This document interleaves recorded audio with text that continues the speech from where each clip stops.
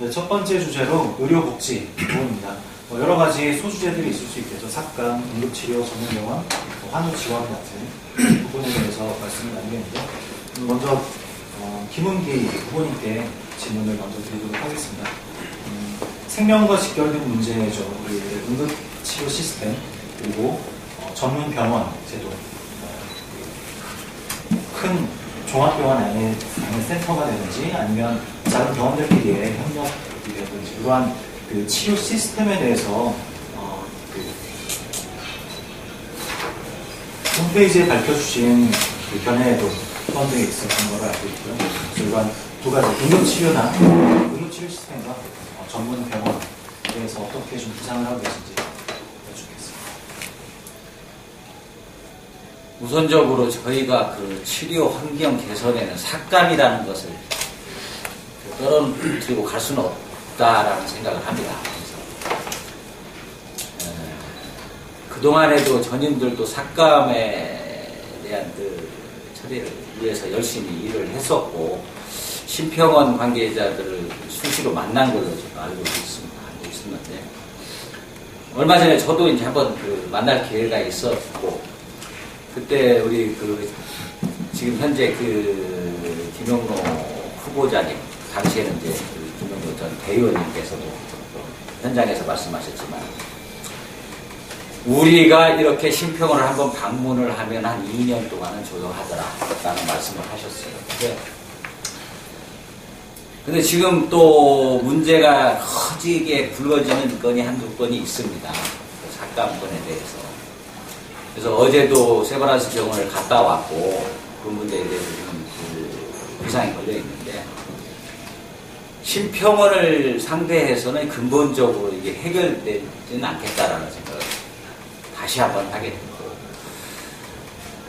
이게 그 혈우인들의 치료 약품에 대해서만 삭감을 한다면은 해결은 쉽겠지만, 심평원이라는 데는 전 국민이 다 사용하는 치료제에 대해서 다 삭감을 하는 거기 때문에, 그래서 근본적인 해결은 입법부를 통하고 보건복지부를 통해서 이번에 희귀난치재단의 김현주 교수님께서 큰 일을 하나 하셨는데, 그분의 도움을 받고 해서든지 근본적인 방법을 동원해서 우선 항체들의 지정병원이라도 하나 먼저 만드는 것을 주력 한번 해봐야 될 것이다 생각을 하고,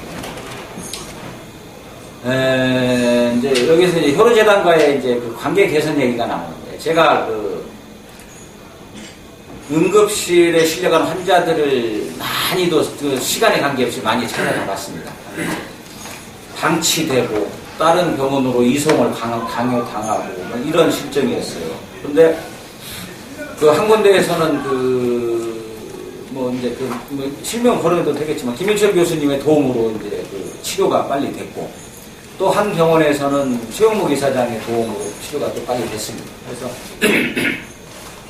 환자단체에서 하는 일에는 한계가 있다라는 생각을 하고, 그래서 그런 우리 도움을 주시는 선생님들과 재단과의 협력을 해서 응급실에서 우리가 이제 응급실에서 치료 형태가 삭감건으로 오는 그 치료 형태보다도 더 심각했으면 했지 가볍지는 않다. 그래서 응급실의 치료 환경을 개선하는 주력해보려고. 지금 말씀에 대해서 반론이나 다른 의견이 있으시면 말씀해 주시고요.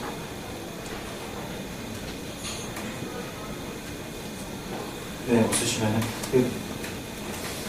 좀 이어서 질문 드리자면은 그 전문병원 또는 요양병원에 대한 의견도 환자들 사이에서는 필요성이 제기가 되고 있는 걸 알고 있습니다. 이런 부분에 대해서는 어떻게 생각하시는지? 요양병원의 필요성은 있는데 지금 그 접근하기가 참 쉽지는 않다.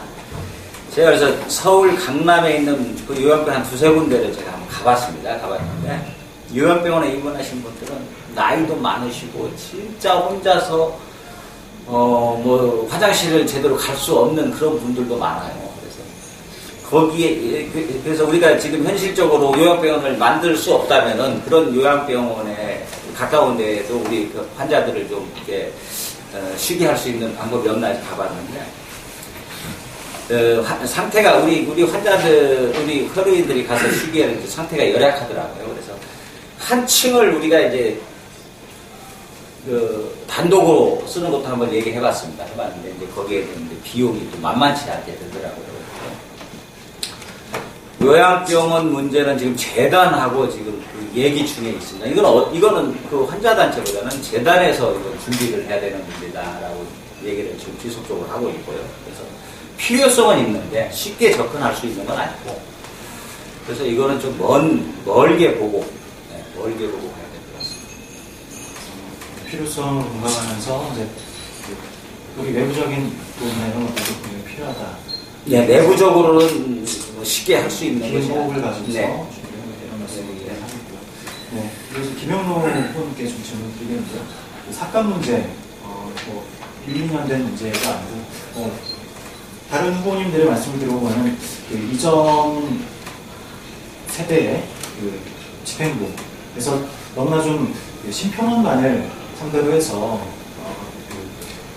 풀리기 어려운 숙제를 가지고 꽁꽁 싸매고 있지 않았냐, 이런 비판으로도 좀 들릴 수 있을 것 같습니다. 전현대 사무국장을 지내셨던 그 위치에서 보신다면은 삭감 문제의 핵심 포인트가 어디서부터 풀어야 되는지에 대해서 생각을 해주겠습니다. 예, 일단은 삭감 문제를 해결하기 위해서 심평원에 주력했던 건 아니고요. 복지부, 국회, 여러 가지 각도에서 접근을 했었습니다. 다만 이제 뭐냐면 그 결과를 이렇게 얻지 못했던 부분에 대해서는 충분히 잘 인정을 하고요. 나는 제가 보는 이 삭감이라는 부분은 뭐냐면은 해결 방법, 접근 방법에 대해서 우리나라는 이 혈우병 환자를 치료하는 데 있어서 굉장히 많은 비용을 지출을 하는데 관리적인 부분에 빠져 있다. 약만 주고 있다라는 거죠. 그렇기 때문에 돈은 돈대로 들어가고 관리가 안 되다 보니까 계속 제자리 걸음을 하고 있다. 그래서 이제 복지부나 이런 곳에 항상 강조하는 것 중에 하나가 뭐냐면, 이왕 똑같은 돈이 들어가는데 거기에 관리적인 측면이 조금만 추가가 된다라고 하면 환자 건강도 좋아지고 또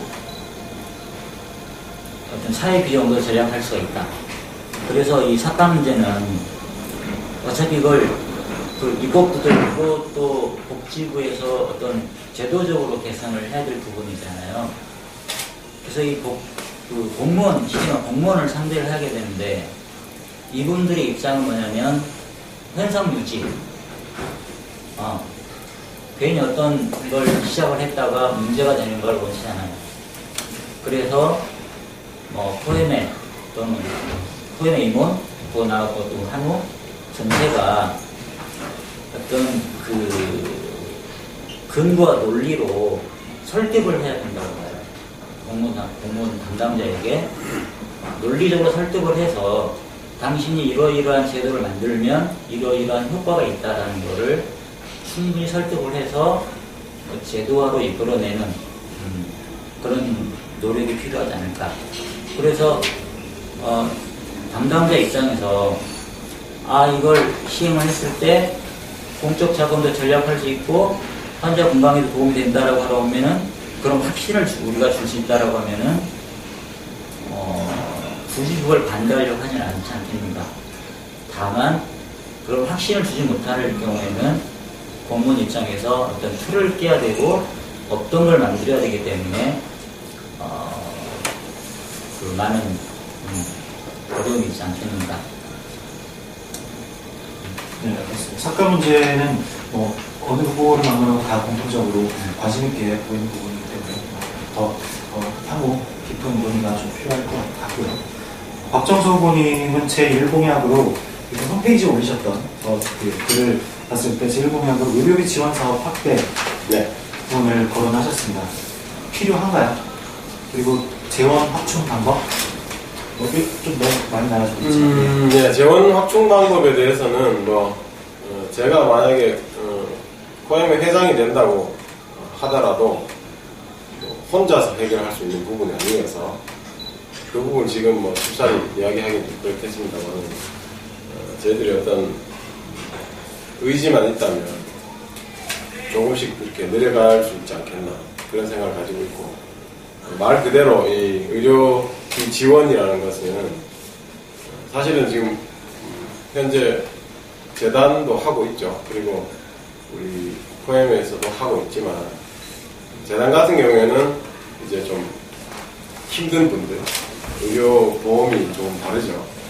차상이라든가 의료 보호 환자에게 이제 1년 제한을 두고 지원을 하고 있는데 사실은 저는 이제 일반 의료보험을 내고 있는 그 환우들이 사실은 소외되었다 이런 생각이 많이 들더라고요. 왜냐하면 한 3, 4년 전, 5, 6년 전만 하더라도 저희 나이 때 그리고 우리 후배들이 관절 수술을 상당히 많이 하셨거든요. 근데 그때마다 꽤 많은 의료비가 들어갔음에도 코엠에서는 사실 아무것도 해줄 수 없었어요. 그리고 뭐 코엠이 집 그 사용료도 사실 꼬박꼬박 다 받을 수밖에 없는 그런 이제 환경이었는데 사실 이런 부분이 좀 불합리하게 느껴지는 부분이 있었나봐요. 왜냐하면 재단에서도 지원을 받고 어떤 친구들은 또 국가에서도 또 지원을 받고 해서 오히려 수술을 하고 난 후에 뭐 보너스가 된 사람도 있다 뭐 이렇게 확증을 잡은 건 아니지만 그런 말도 나오고 했거든요. 사실 뭐 보너스가 아니라도 불우한 우리 환우들은 사실은 그런 지원이 있는 반면에 이제 대부분의 회원들은 그런 혜택이 없었다는 거죠. 그래서 이런 부분에 대한 저희가 건의를 많이 했고 지금 뭐 50만 원 가량의 지원을 하고 있는데 저는 이런 부분이 상당히 좀 턱없이 부족하다. 그래서 제가 생각할 때는 한 3배, 기본적으로 한 150만 원 정도의 회비를 또 어떤 그 지원을 받아서 어떤 식으로든지 좀 활성화를 좀 시켜야 되겠다. 그리고 그런 부분에서는 회비를 내는 회원들이 좀 많아져야 되겠다. 그리고 회비를 내는 회원들이 사실은 좀 혜택을 받아야 되겠다. 그런 생각입니다. 그래서 회비 부분, 그리고 또 회원 부분, 그리고 제대로 회비를 납부하는 회원에게 제대로 된 어떤 혜택을 좀 주자. 이런 주장을 하고 있습니다. 네, 알겠습니다. 두 번째 대주제로 대외 협력 부분. 네. 일단 의료비 지원 확대라는 부분에 전적으로 공감을 하고요. 왜냐하면 이 의료비를 지원을 받아도 비급여 부분이 실질적으로 상당히 부담되는 것은 사실이에요. 왜냐하면 일단 입원하면 상급 병실을 거쳐야만 일반 병실로 가야 되는 그런 현실적인 문제. 그래서 의료비를 지원을 받아도 비급여에 대한 부담이 있다는 거. 근데 이제 제가 한 가지 오해가 있는 부분을 좀 시정을 하다 보면 네. 제도적으로 중복 지원은 안 되게 돼 있어요. 그렇기 때문에 어떤 플러스가 되는 부분은 그러니까 일시적으로 그 의료비 급여 상한에 의해서 들어왔다가 다시 되돌려주는 과정에서 플러스가 되지만 그게 실질적으로 이중 지원에 의해서 플러스가 되는 부분은 없다. 그 부분은 사실 이제 이건 뭐 사실 그 당사자를 만나서 이야기하는 부분은 사실 뭐 이렇게 이야기할 수 없지만 이제 김영은 위원이 말씀하신 그 이전에서 그런 일이 좀 있었다고 제가 들었습니다. 지금은 뭐 그렇게 이제 네트워크가 돼 있어서 그렇게 되는 부분이 없는데 그건 사실 중요하지 않고요. 저희가 아까 말씀드린 그 부분이 저는 3마리 토끼를 잡을 수 있지 않는가. 회원 정립에 대한 부분. 사실 상당히 심각한 문제입니다. 저희 포엠에서. 이름은 있지만 활동을 하지 않아요. 회비를 내지도 않고 또 어떤 의사 표현도 없으니까 사실은 이 회원 관리하기가 너무나 어렵다. 그래서 사실 이런 건 근본적으로 사실 해결할 수 있는 방법이 궁예지책을 찾아내는 부분이라고 생각합니다. 회비 등 이제 회원님 의무 부분을 더 강화하면서 그에 따른 혜택을 더 현실에 돌려주자 이런 말씀으로